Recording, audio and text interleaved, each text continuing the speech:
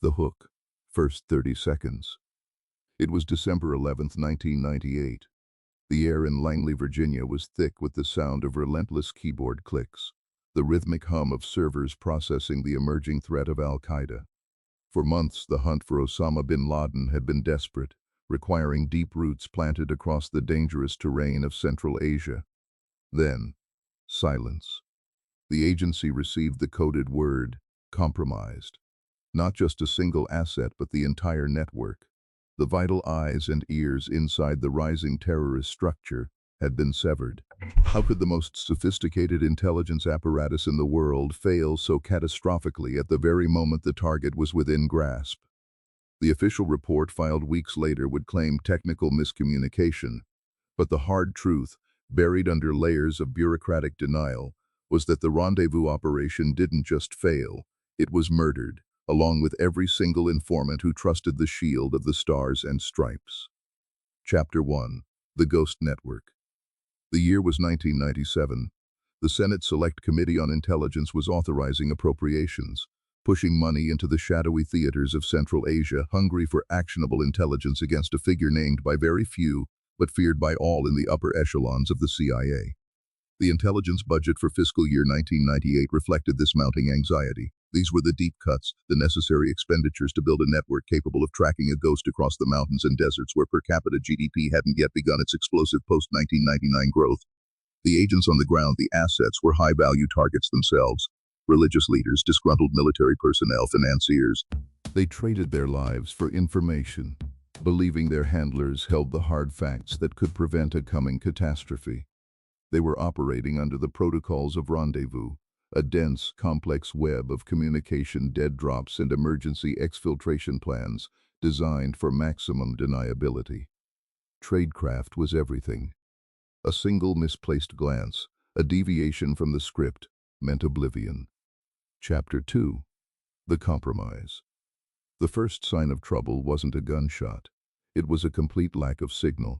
On a cold morning, the planned check-in window for Asset Gamma, a key contact providing troop movements, passed silently. Then Delta, an asset positioned within a regional security service, never materialized at the designated waypoint near the Afghan border. Panic isn't a concept the agency likes to admit to, but in the back rooms of Langley, a cold dread began to settle. The operational security team, already on edge since deployments from Langley AFB's 19th Wing ramped up in 1998, began running diagnostics on every single communication log dating back to the previous spring. They were looking for the breach, the digital fingerprint that betrayed the operation. Every decision made in this hunt was meant to rely on hard evidence or facts that were definitely true, not half-truths or hype. But the facts emerging now were horrifying. The enemy knew the code names, the drop locations, and the extraction parameters. Someone, or something, was reading their mail.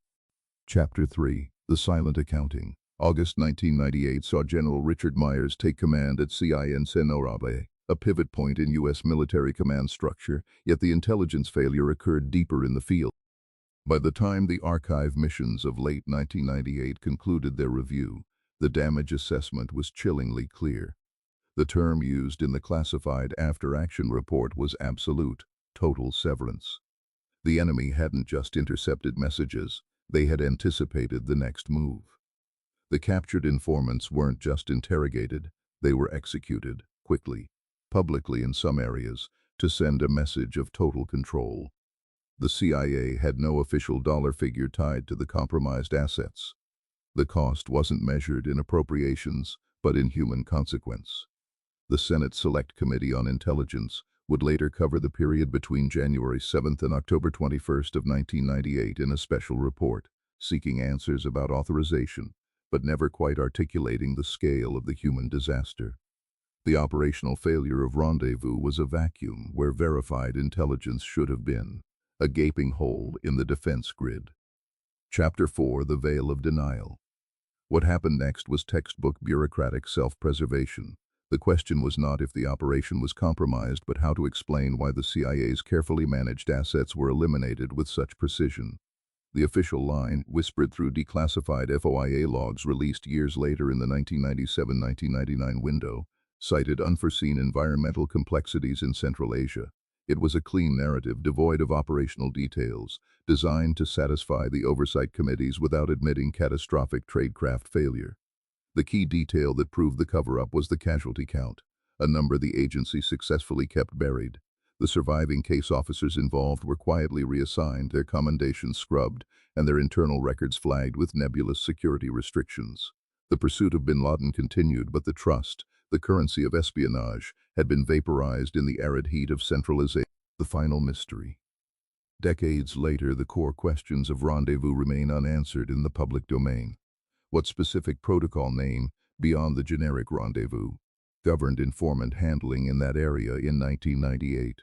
Was the compromise the result of a simple leak from a secure channel, a case of poor tradecraft by an overconfident handler, or a deeper internal betrayal within the agency itself? The documentation only shows the result: lives extinguished because the shield failed. The Central Intelligence Agency, built on the premise of controlling information, buried the hard facts of this failure, leaving only the chilling knowledge that in 1998, they lost the necessary advantage, and the informants paid the ultimate price for believing the agency would protect them. Chapter 5: The Echoes of Betrayal. The quiet reassignment of case officers was not merely administrative tidiness, it was strategic amputation. These were the men and women who understood the granular reality of the network's collapse, the specific moments the threads snapped. Their silence was purchased not just with new, less scrutinized postings, but with threats, implied or explicit, that any deviation from the approved narrative would invoke the full weight of national security statutes. For the field operatives, the failure was personal, a betrayal etched onto their professional souls. They watched as external reviews conducted by sympathetic congressional aides armed with sanitized briefing materials accepted the narrative of unforeseen environmental complexities. But those who had been there knew the environment was predictable. The enemy was simply better prepared. The assumption in intelligence gathering is that the adversary is always attempting to penetrate your system. The true shock of Rendezvous was the speed and totality of the counter-infiltration.